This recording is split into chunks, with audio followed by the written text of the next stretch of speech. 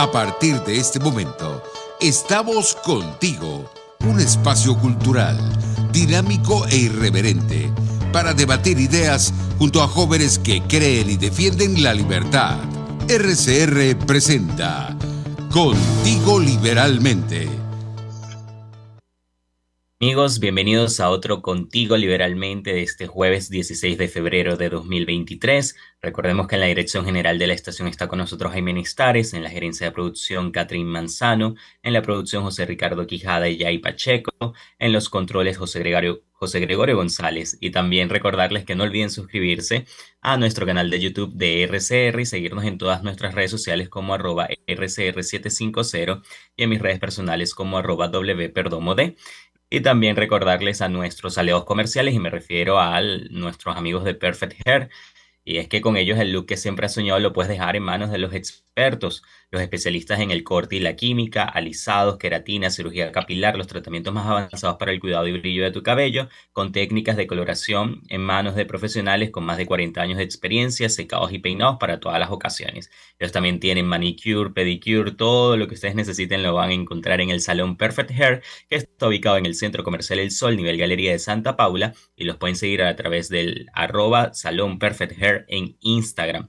Y también recordar con ustedes que llegó a Caracas el Paraíso Dental, ¿sí? Como lo han escuchado todas estas semanas, tienen todas las especialidades en un solo lugar: tratamientos de restauraciones estéticas y de conductos, cirugías, prótesis, ortodoncia, periodoncia y odontopediatría. La doctora Sonrisa Danivet Moreno, de la mano del Paraíso Dental, llegó para hacer de Caracas la ciudad de las sonrisas más bellas y saludables de Venezuela. Lo mejor son los precios, y que para los más pequeños también tienen una atención especial y de confianza, y ellos están ubicados en la Plaza Madariaga del Paraíso, en el Centro Comercial Plaza Páez, nivel PO, Consultorio Paraíso Dental, y se pueden comunicar con ellos a través del 481-9776 y el 0424-320-4222, y seguirlos a través de las redes sociales como @paraíso dental y @doctora piso sonrisa DM. Bueno, ahora sí vamos a entrar en materia, vamos a comenzar con el programa del día de hoy, que es un programa bastante especial. Y bueno, la noticia que tenemos esta semana es que la Comisión de Primarias ha anunciado que se van a realizar las elecciones primarias de la oposición para octubre de este año. Pero a pesar de este anuncio y de este comunicado, la oposición y específicamente la Comisión Nacional de Primarias ha dejado varias preguntas en el aire, y por eso a mí me gusta, como ustedes saben, hablar siempre con los expertos, y el día de hoy hemos querido invitar a Teresa Albánez. Todos conocen la trayectoria de doña Teresa Albánez en la carrera política, pero especialmente en lo que tiene que ver con procesos electorales. Recordemos que Teresa Albánez estuvo al frente de lo que fueron las elecciones primarias justamente, pero del año 2012. Por eso la hemos invitado el día de hoy. Gracias, señora Teresa, por acompañarnos el día de hoy. Gracias a ti, Williams. Bueno, el día de ayer se hace este anuncio. Hace tiempo que la oposición no preparaba unas primarias específicamente, había preparado quizás otros procesos cívicos, pero unas primarias vuelve a sonar en estos momentos. Pero dejaron varias preguntas en el aire, y yo quisiera comenzar con una de ellas, ¿no? Y la principal es, ¿cómo ve usted este anuncio de la Comisión Nacional de Primarias, y cuál cree que es el rol y el reto principal de quienes encabezan esta Comisión Nacional de Primarias para recuperar la confianza de los ciudadanos en este proceso? Mire, yo recibo con entusiasmo, con alegría, el acto de ayer. Fue un acto cívico, un acto donde el presidente de la Comisión de Primarias dio unos saludos y unas noticias bastante importantes. Fue interesante ver que la comisión está integrada por personas de significativa eh, calidad personal, profesional, y también que están todos muy cohesionados en este momento en su tarea. Yo creo que el doctor Casal dio unas importantes noticias, como es que y dijo una frase que me parece muy importante, dijo: el consenso es la primaria, de tal manera que él ya, digamos, como que enterró esa Ujú, especie de fantasma que estaba volando por todas partes diciendo, no, no, no, es que no va a haber primarias y lo que al finalmente de los partidos de la plataforma, de esa plataforma que implosionó, van a lograr es un consenso y lo que nos van es a ujú, someter a uno o dos candidatos y punto. O sea que quedó confirmada que la voluntad de esa comisión es ir a las primarias, es decir, con participación de la ciudadanía. ujú, La segunda cosa que a mí me pareció importante fue que dijo, la tripulación es la que es, porque ujú. había también sospechas de algunas presiones para quizás a alguno de los miembros de la comisión, por razones diversas, a lo mejor de salud, poderla, digamos, suplantarla y nombrar Ujú. otra persona más afín probablemente a los que querían hacer esa presión. En Vale, tercer lugar, el presidente de la Comisión de Primarias dijo que nadie se queda fuera de las primarias, es decir, que mm, las primarias van a ser generales y el que nadie se quede fuera quiere decir nadie de los venezolanos aquí y más allá, claro, ¿verdad? Esa es mi interpretación de que nadie se queda fuera. correcto. Y finalmente que la sociedad venezolana debe apropiarse de las primarias. Mm, Podemos analizar después en el curso del programa o de los sí, próximos días qué significa eso que la sociedad venezolana debe apropiarse de las primarias, cómo se apropia ujú, la sociedad venezolana de eso. Pero naturalmente quedaron pendientes algunos temas de mucha importancia. sí, Y entre esos temas de mucha importancia, en los cuales el propio presidente de la comisión dijo que había unas incertidumbres que aún no habían sido, que no habían desaparecido, que estaban allí todavía. Hay dos fundamentales para mí. Una es qué rol va a jugar o en el pensamiento y en la evolución del trabajo de la comisión el Consejo Nacional Electoral. correcto. Las tres palabras Consejo Nacional Electoral no se dijeron en ese acto en ningún Ujú, momento, ni siquiera el CNE. correcto. Una es, digamos, la frase completa, Consejo Nacional Electoral o CNE, no se mencionó.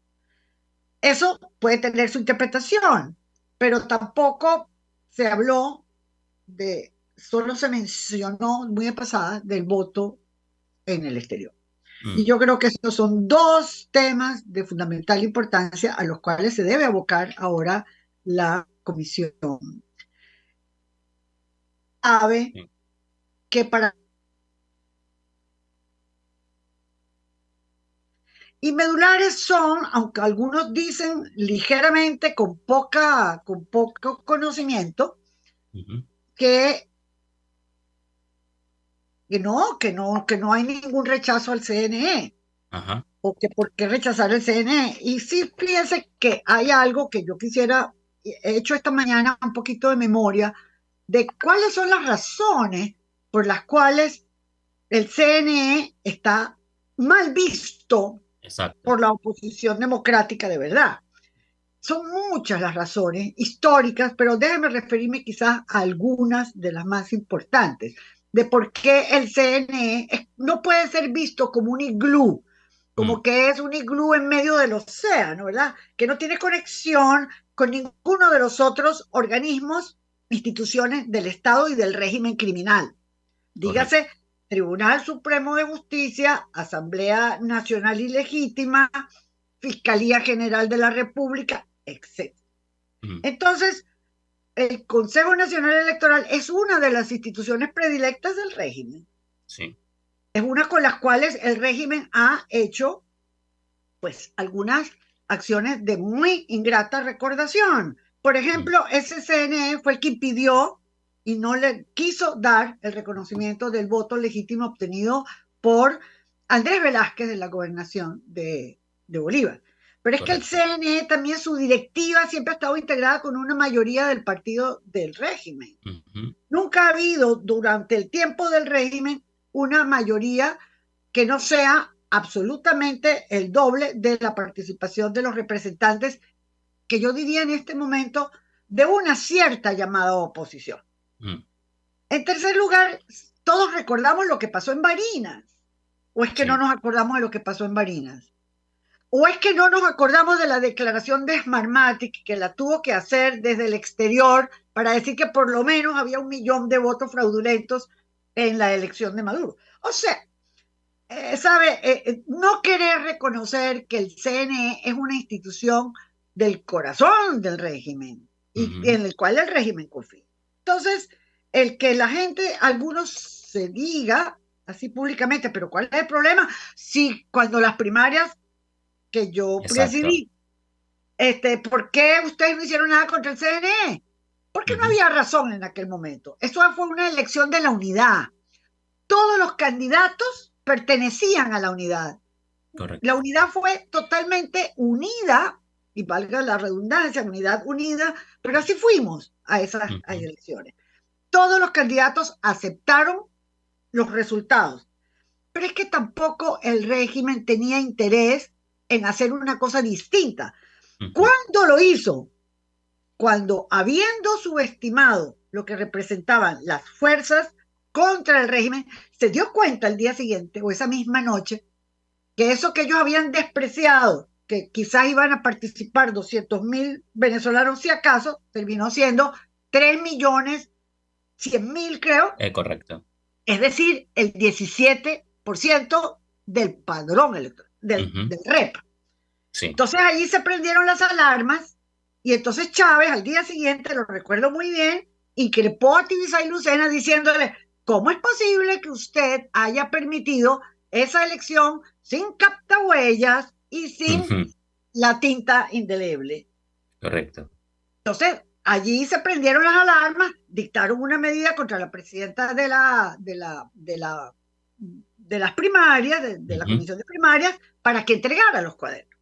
Correcto. Pero gracias a Dios, Williams, tuvimos una intuición, yo no sé si femenina, éramos 4 mujeres en la comisión de primarias, tuvimos una intuición, también los hombres, de que algo podía pasar, que los escenarios de tragedia, de que nos quitaran aquello, podían suceder, y nunca pensamos en el escenario que pasó, que es que nos quisieran arrebatar los cuadernos. Y por eso el mismo lunes siguiente de las primarias mandamos a destruir los cuadernos a todas las juntas regionales que obedecieron. Lo dejo allí porque yo sé que a lo mejor... Correcto. No, tranquila.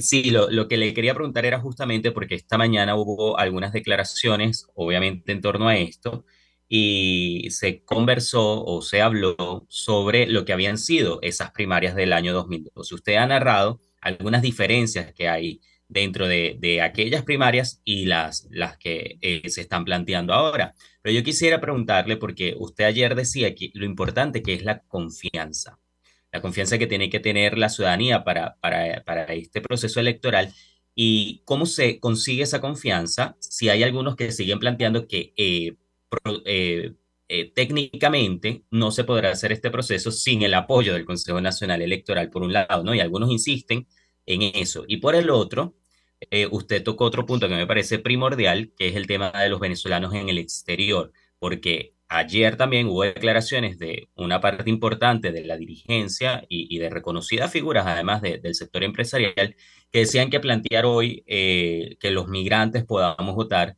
es algo irreal y que no se va a poder hacer porque no puede votar esa cantidad de personas en el exterior. ¿Qué mensaje se le envía entonces a estos ciudadanos que hoy quieren votar y que están fuera de Venezuela? ¿Cuál es el mensaje que usted cree que se le debe enviar a la comisión para que valore a más de 7 millones de ciudadanos que están fuera del país? Mire, primero, escribirle a la Comisión Nacional de Primarias y decir que la condición de venezolano, con la plenitud de los derechos que la Constitución le concede, no se pierde porque usted viva afuera. No se pierde ese derecho al voto, es un derecho sagrado, no se pierde. Y mucho menos negarlo precisamente a los que han tenido que abandonar este país porque han sido expulsados, ya sea porque son perseguidos políticos o expulsados porque simplemente no pueden vivir, no pueden sobrevivir a las condiciones tremendas socioeconómicas a las que están sometidos.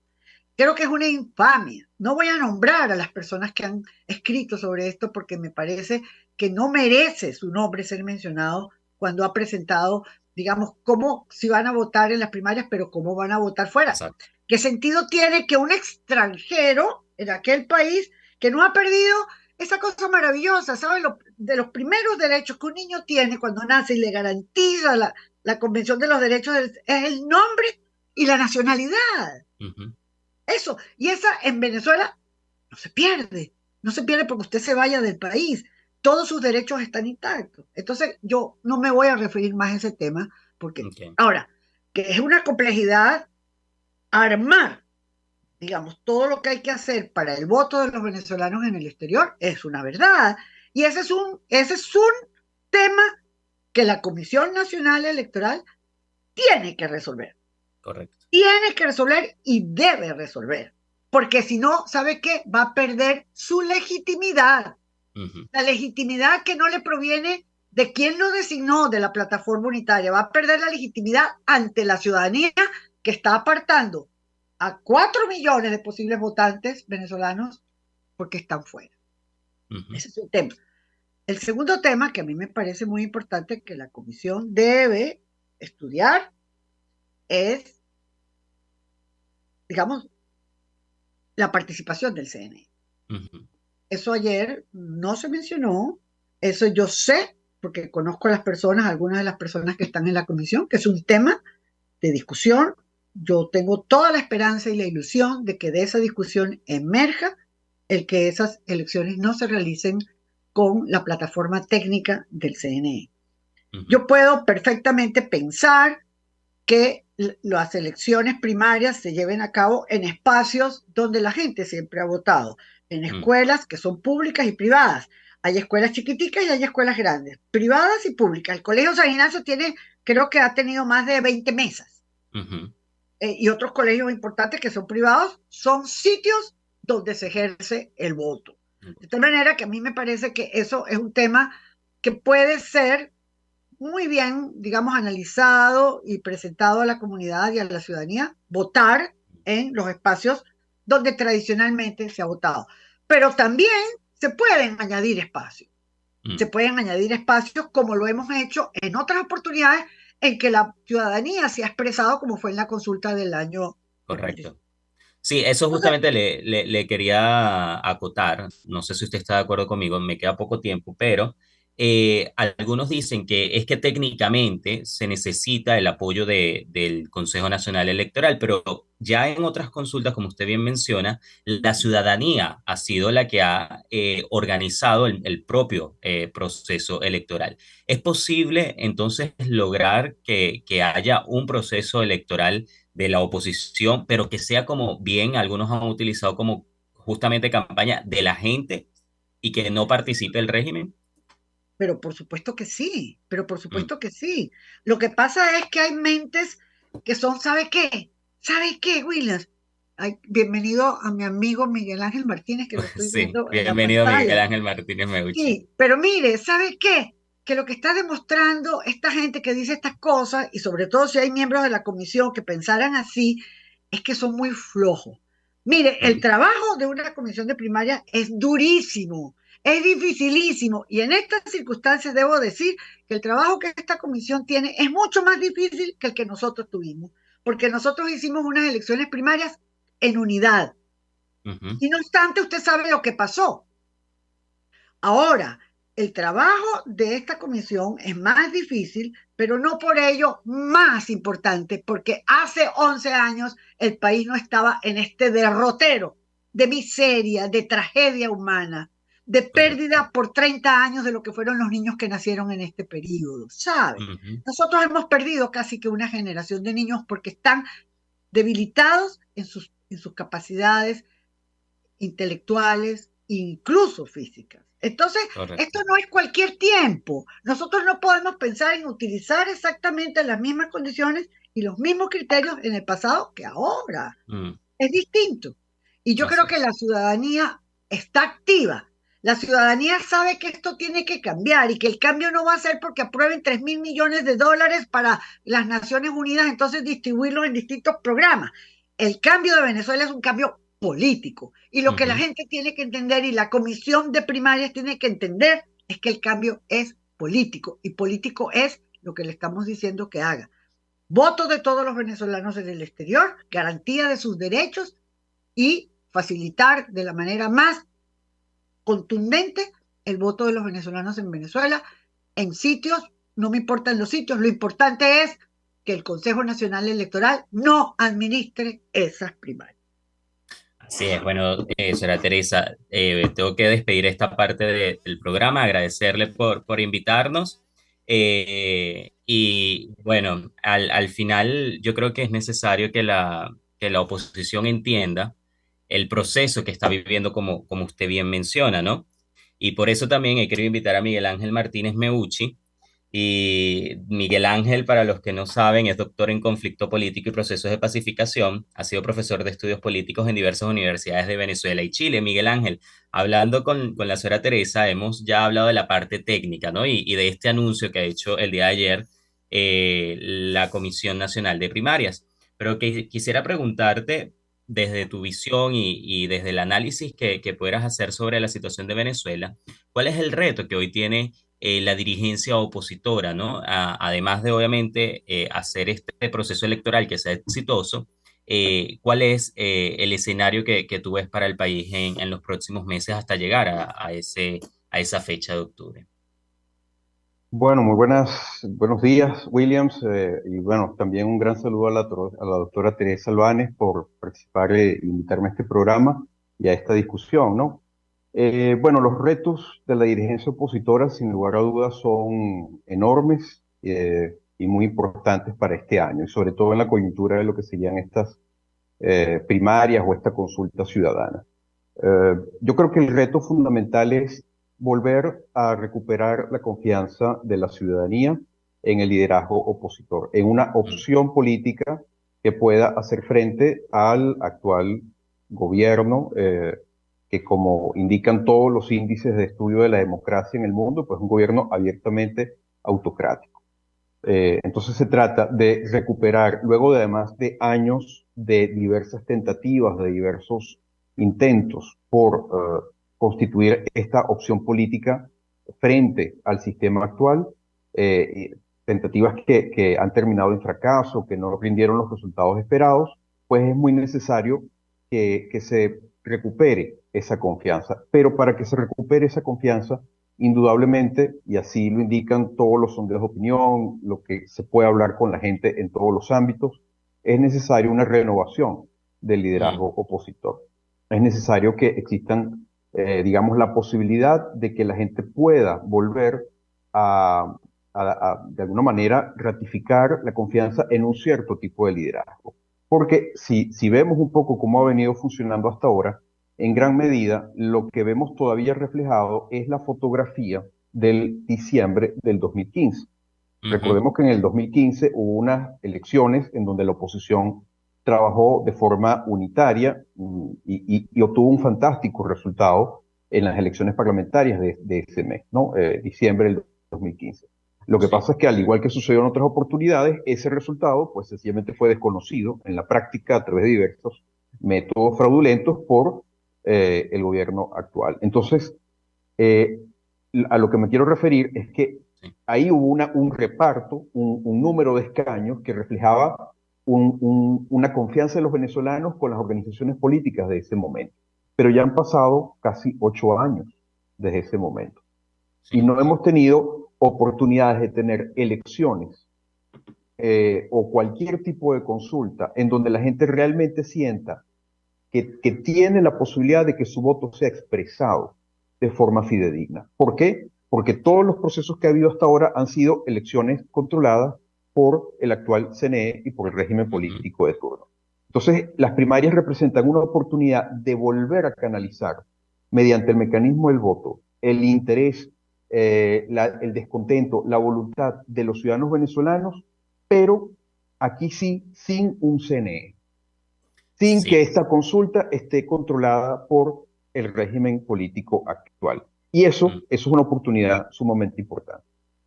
Ahora, esto es para preguntarles a ambos, porque una de las características principales que tiene hoy en día la sociedad venezolana y una de las preocupaciones que tiene es la desconexión que hay justamente entre la ciudadanía y la dirigencia opositora. De ahí nace, como dice Miguel Ángel, la necesidad de que haya una renovación del liderazgo. Pero muchas personas siguen pensando, o muchos ciudadanos siguen pensando, que si este proceso electoral no se hace, como ya lo hemos hablado con la señora Teresa, ¿no? Bajo unas condiciones, esta puede ser la última oportunidad de la ciudadanía de conseguir un cambio político.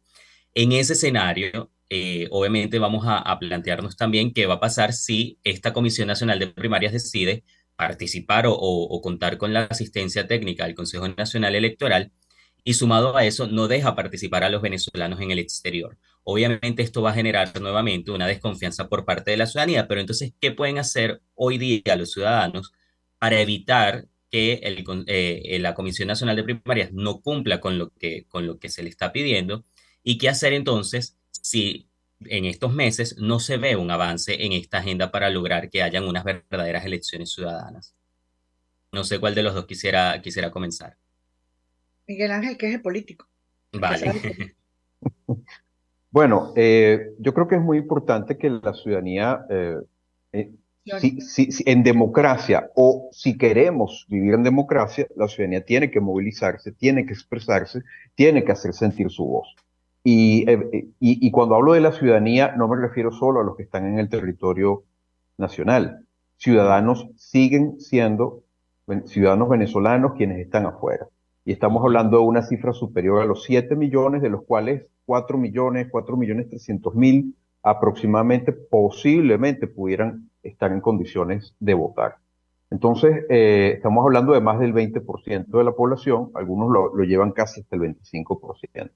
Entonces, es necesario que la ciudadanía en su conjunto se movilice justamente para hacer escuchar su voz. Y eso quiere decir, primero, que se pueda presionar para que las condiciones de realización de esta consulta, de estas primarias, verdaderamente permitan que la confianza sea suficiente como para que la gente se sienta motivada nuevamente a ir a votar, cosa que no ha pasado en los últimos 8 años. Correcto. Y eso lo vemos en las cifras de participación y lo vemos también con el hecho de que más de 60 países hayan desconocido la elección del 2018, la elección presidencial. Bueno, esta es la oportunidad justamente de que apartándose de esos mecanismos de intervención del régimen actual, la gente pueda efectivamente hacerse escuchar. Pero para eso es necesario hacerse escuchar previo a la Claro. consulta, para que las condiciones sean efectivamente las que rinden esto. Y aquí creo que es importante decir que estas dos condiciones, el voto exterior y el voto sin el CNE, van de la Ujú. mano, porque podemos decir que si interviene el CNE, lo más probable es que no pueda haber voto exterior Correcto. prácticamente, porque justamente eso implica pasar por todo lo que es el REP, todo lo que son los Ujú. condicionamientos de los sitios, de los mecanismos del CNE. Entonces, estas dos cosas van de la mano y creo que es muy importante presionar para que efectivamente todos los venezolanos tengan la oportunidad de hacerse escuchar en estas primarias. Ujú. Mire, Sara William, una Teresa. cosa que yo añadiría es que nosotros tenemos que concientizar que el CNE es un organismo del Estado Ujú. criminal. Las primarias es un acto de la oposición al régimen. Es que pareciera ser que no sé, como que no resulta fácil para algunos interesados en que no se haga reconocer esto.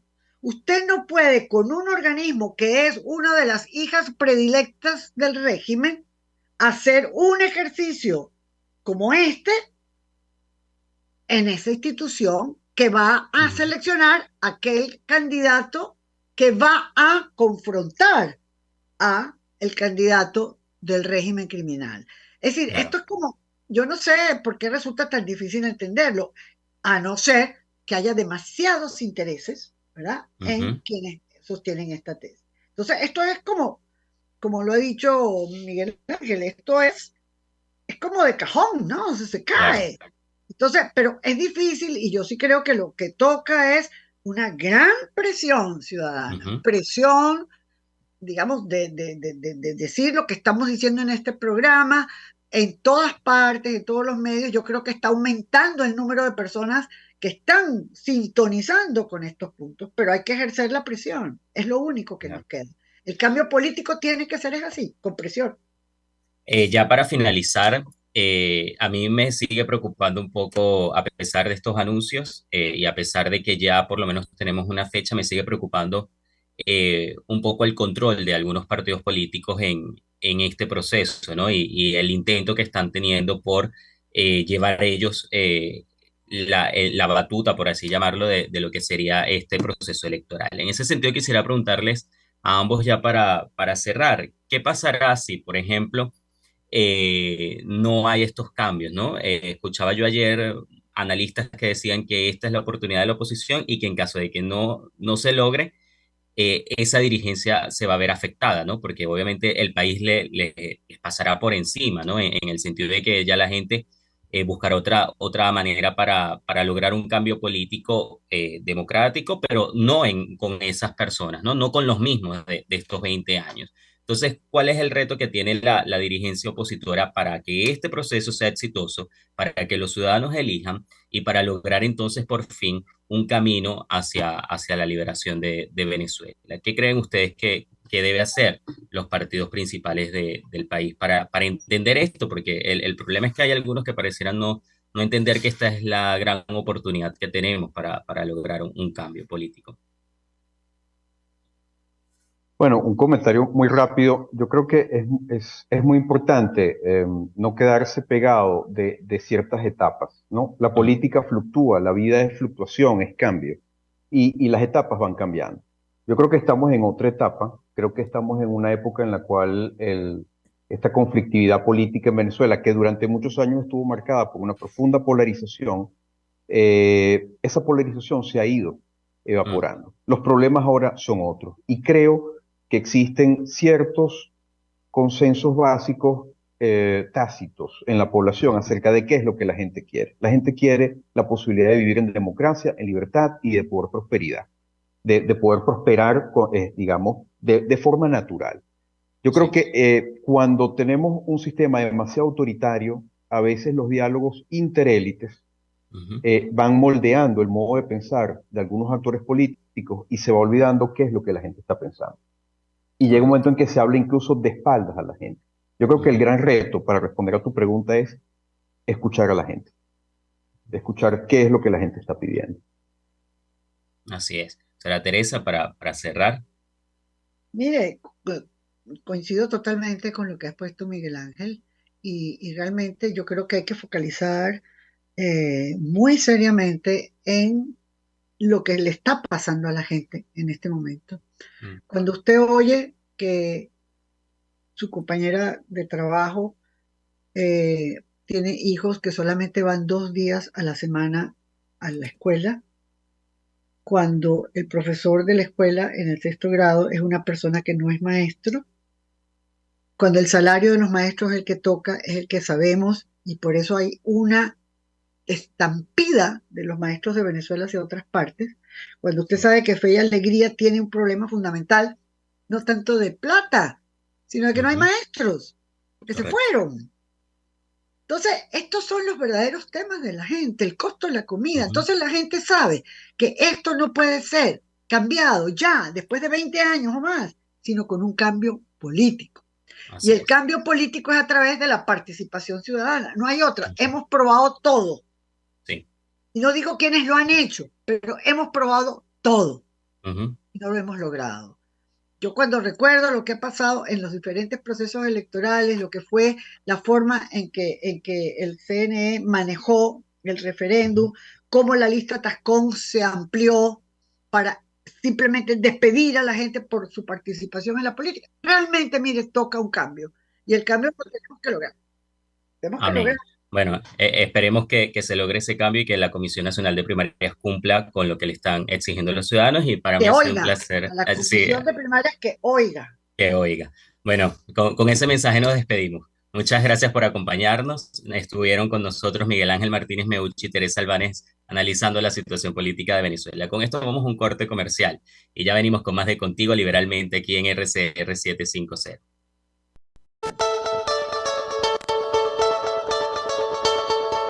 Les estamos presentando Contigo, el espacio donde tú y tus dirigentes se escuchan. solo por RCR 750. Puedes seguirnos en nuestras redes sociales. En Twitter, @RCR750, la radio que se ve.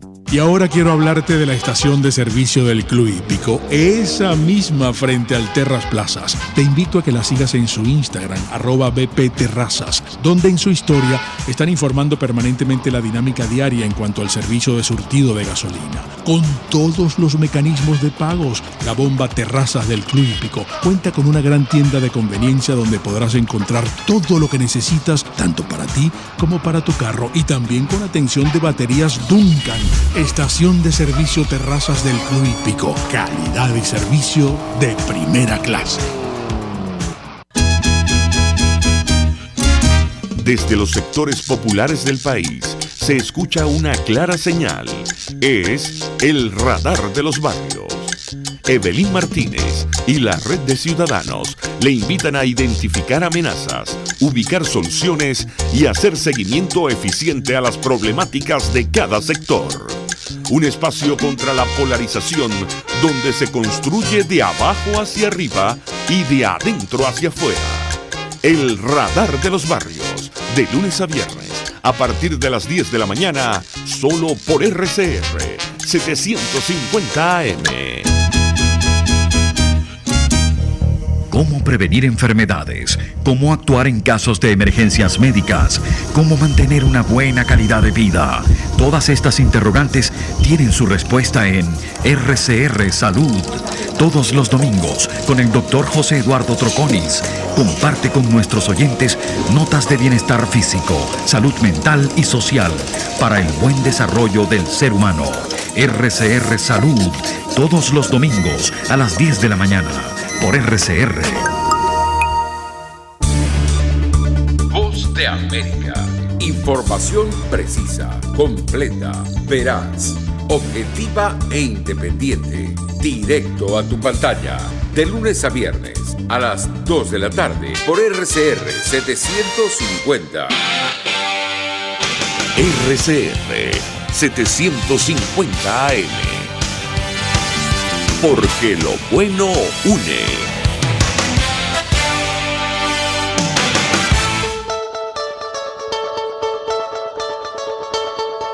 Les estamos presentando Contigo, el espacio donde tú y tus dirigentes se escuchan.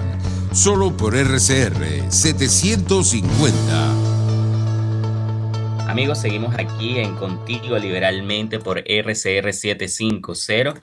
Y en este bloque del programa vamos a estar con un joven escritor venezolano que a poco tiempo de publicar su última novela ha lanzado otra, ha publicado otra. El año pasado, Juan, que es mi invitado el día de hoy, debutó con su novela Laurent, El hombre de la suerte. Y bueno, ayer estuvimos conversando y esta semana hemos estado hablando porque Juan Carlos Viale Rigo ha publicado Influencer, la nueva novela que está lanzando y de la que habla sobre lo que son los riesgos de las redes sociales en estos momentos, ¿no? Y de la fama. Bienvenido, Juan, gracias por acompañarnos el día de hoy. No, gracias a ti, William. Yo encantado de estar en tu programa.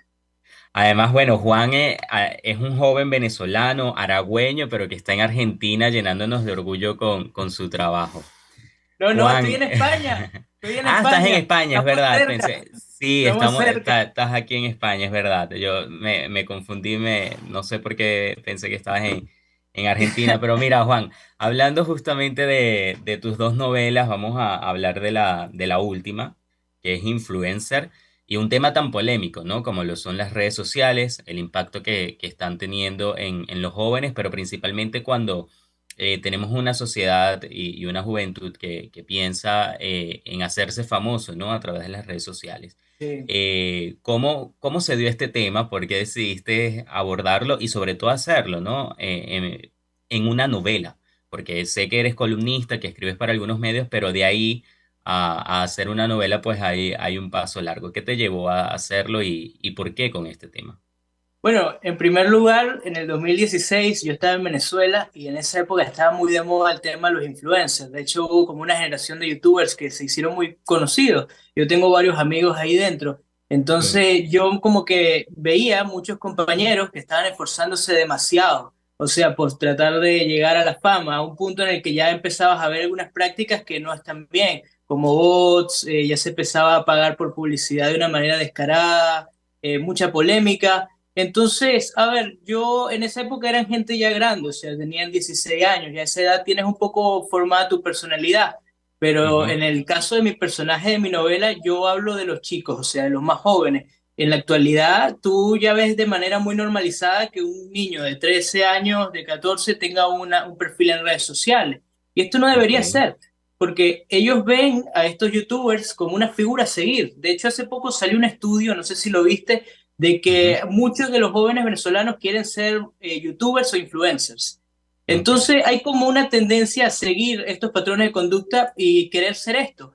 Pero ¿a dónde nos lleva? O sea, si tú eres un Ujú. adolescente que no tiene su personalidad desarrollada, bien formada, vas a dejar que un público 2.0 defina cuál es tu identidad digital.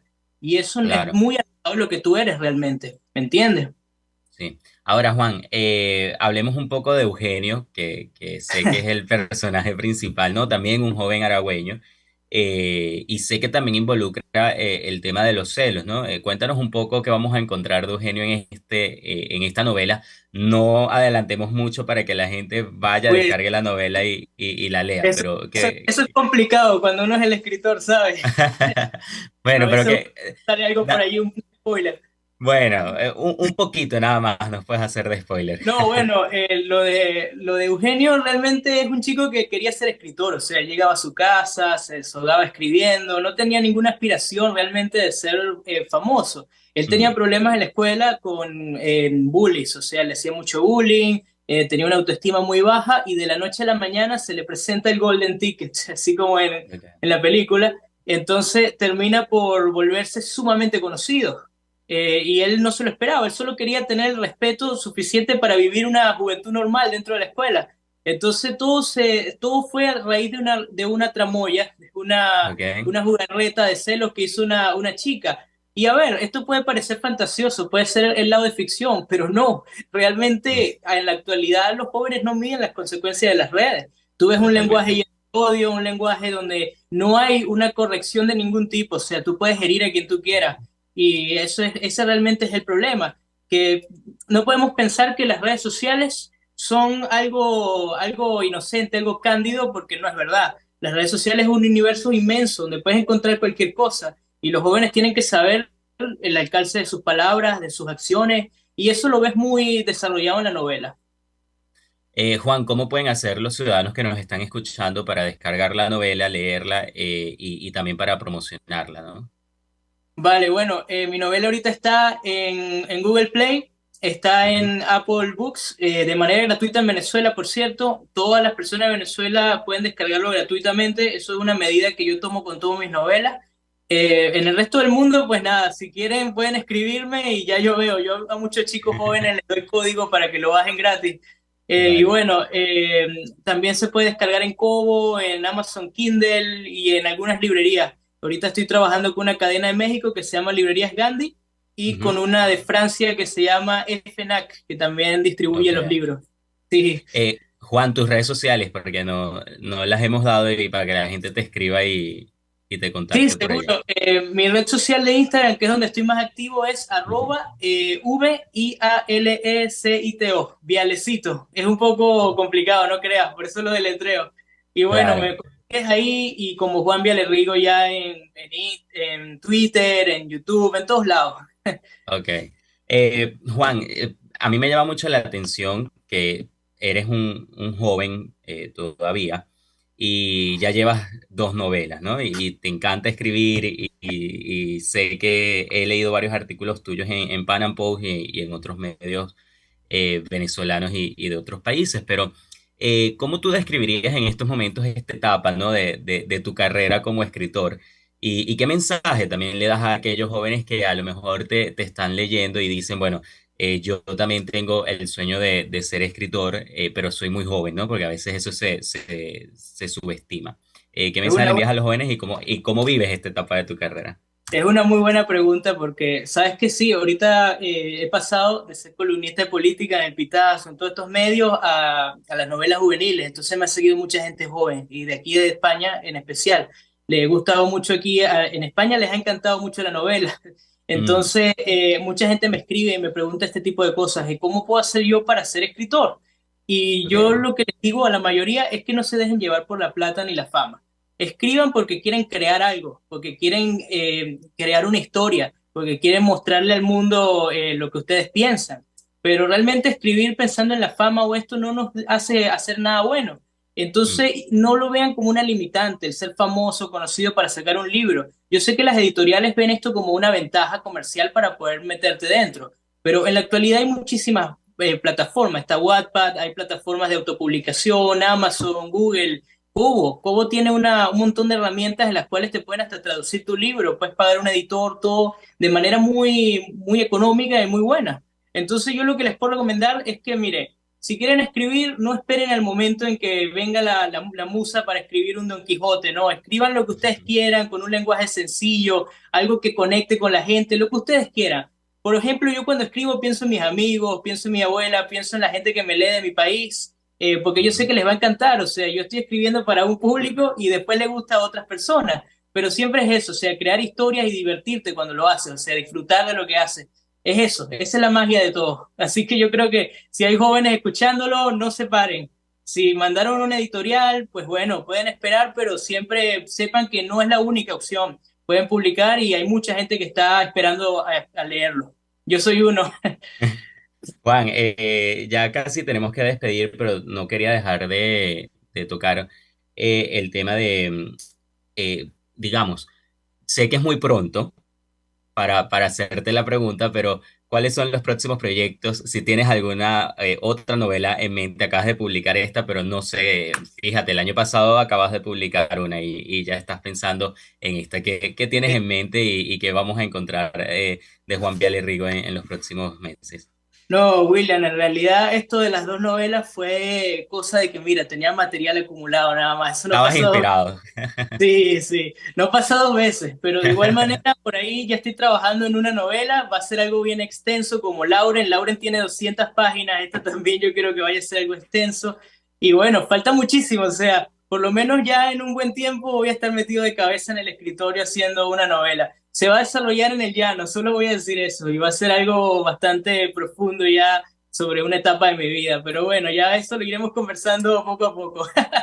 Vale, Sí. bueno, yo feliz de tenerte en el programa. Me da risa porque me dices, no, bueno, eso fue un momento de inspiración, no creo que vuelva a pasar y ya tengo otra novela que voy a publicar pronto. Sí, no, Siempre estás como, uno no pierde tiempo, siempre está haciendo cosas, ¿sabes? ya veo. Pero no, bueno, Juan, para mí un placer tenerte el día de hoy en el programa, agradecerte por haber aceptado la entrevista y bueno, desearte mucho éxito en este camino y estaremos muy atentos de lo que vamos a seguir encontrando en tus redes sociales.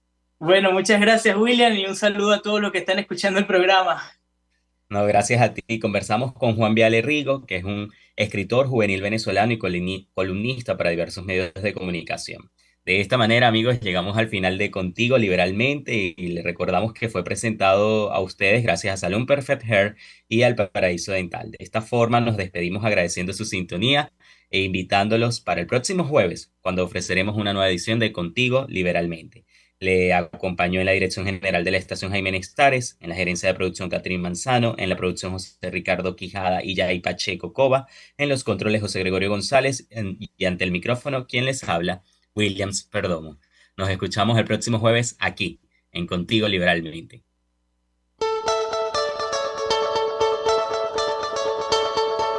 RCR presentó Contigo, donde la pluralidad de pensamiento confluye.